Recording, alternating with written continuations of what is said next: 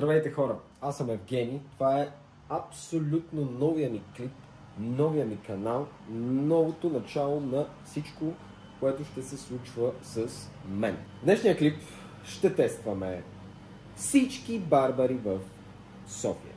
По-скоро не, объркам. Ще тестваме всички барбари в София в тази поредица. Поредицата ще се казва Клъцни с режи. И ние ще оценим кой барбар е най-добър от абсолютно всички. Днес, в днешното видео, ще посетим барбарът, който е... Една секунда, съжалявам, че не знам къде да ви сложа. Няма нищо, ще ви държа така. Днес ще посетим барбарът, който е на Краснов село. Намира се на улица Гоце Делчев. Ще ви сложа някъде и тук абсолютно всичко. Се надявам барбара да е хубав. Това е първията ми визия. Така изглеждам. Да видим дали после ще изглеждам хубав. Забравих да ви кажа, че в тази поредица ще оценяваме качество, цена, локация и естествено уменията на барбара. Да, нямам много опит, но се надявам, искам да кажа, че външният вид говори за опита на барбара. Тоест, ако барбара е добър, аз ще изглеждам добре. Прическата ще ми харесва. И следователно ще му дадем оценка, да кажем, от 1 до 10. Като всяка една графа, като цена, качество, визия и така нататък, ще се дава от 1 до 10, сумирано накрая, хоп, 7,2 примерно. И така, с всички барбари. Ще пробваме и скъпите барбари, естествено, ще пробваме и ефтините, но аз всъщност не знам какво значи, дали изобщо има ефтин барбар, защото в днешно време барбарите се взимат 30-35, зависи и брада, всичките видове нещата. Днес ще изпробваме само подстригване и... Всъщност за брада не знам, но само подстригване ще правим. Като прическата, която ще правим, е French Crop. Харесва ми, може да не ми седи добре. И за да не разваляме като цяло цялата поредица на клипа, ще пробваме всички French Crop-ове, кой как ги прави, кой как не ги прави и така нататък. Знам, че има повече техники. В последно време се подстригвам само така. Да, нека се прехвърлим към същинската част. Всъщност, ми е интересно дали самия барбар ще ми даде да снимам целият процес. Надявам се да ми го даде. Да, окей. Да, нека кратко включваме. Това ми е визията и отзад, между другото. Ужасно, браво. Да. Ще видим процеса. Ей сега. Да, всъщност ми даде. Стиските папки. Барбара се намира на супер комуникативно място, като цяло. На Гоце Делчев е. Има ресторанти покрай него. Ще видим просто дали всичко ще е наред. Надявам се да е наред. И се надявам да изглеждам естествено и добре. Ще се разбере всичко след малко. Бяхме да изтеглим пари, човека одобри и се съгласи даже да снимаме, така че сега ще видим дали всичко ще бъде окей.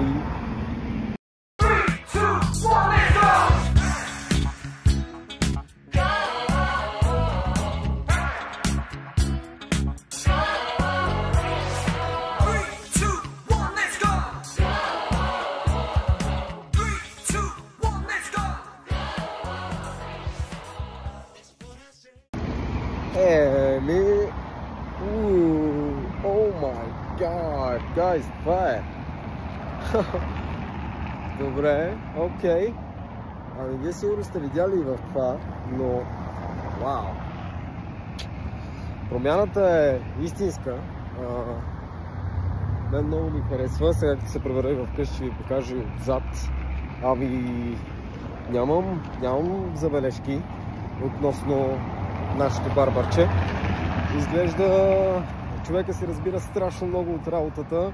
Явно аз не разбирам някои неща. Накосан бях от това да ни бъде отнет живота, но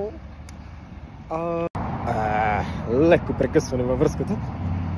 Супер перфектно беше цялото нещо, но като се пребера вкъщи, естествено ще направи допълнителен коментар за цена, качество и абсолютно всичко относно самия барбар. Така че до след 2 минути. Съм си вкъщи и смятам, че човека, барбара, се справи великолепно. Това е финалната прическа. Абсолютно всичко. Таймлапса ще бъде пуснат малко преди моето появяване. Искам да кажа, че има прекалено много професионалисти барбари в София.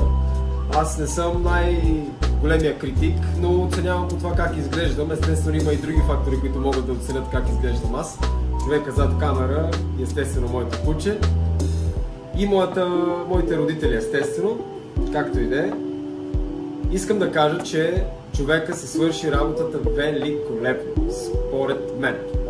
Цената на пострижката беше 25 лева, като аз му оставих 5 лева бакшиш за добре свършената работа, според мен. Харесва ми визията ми, може би брадата можеше да й направим нещо, но това са допълнителни 5 лева, които добавяш към сметката. Атмосферата в студиото беше горе-долу добра, нямаше музика, беше сравнително чисто. Друго, да, нека започнем с оценките, като цена слагам 8 от 10. Мисля, че е доста адекватна цена спрямо абсолютно всички барбари на София. 20 лева. Не е много. 25, извинявам се. Не е много, не е малко. Естествено за това, което направи човека, даже мисля, че е малко. Качеството на прическата супер е. Харесва ми. Видяхте, че сложи доста стилизиращи продукти. Пудра, спрей, използваше гребен. Техниката на самия барбар беше супер добра. Видяхте, тук даже ще забавя някъде на таймлапса начина, по който минаваше и така с ножицата. Мислех, че ще ми я забие в главата и оттам клип ще стане доста вайрал, но за мое щастие той не ми я забива в главата, за което се радвам. Другото, което е, да, техниката на барбара давам му 10 от 10. Супер оценка. И какво остана друго да оценим? Самото студио, като барбар студио, също беше добро. 2 човека могат да се стилят едновременно. Човека си работи сам, старае се, опитва се. Тук ще ви сложа локацията на барбара. Не е спонсориран клипа от човека, даже той беше доста срамежлив. Не искаше да го снимам, въпреки че на таймлапса се вижда неговото лице. Абсолютно всичко му се вижда. Това беше този прекрасен клип. Наново ще го направя така. Това беше от мен за този клип. Това беше първият барбар, който опитахме. Общата оценка, не знам колко е, ще видите ето тук. Също оценихме повече неща. Супер комуникативно място. Почвам вече да бъркам много изреченията. Радвам се, ако сте изгледали клипа до тук.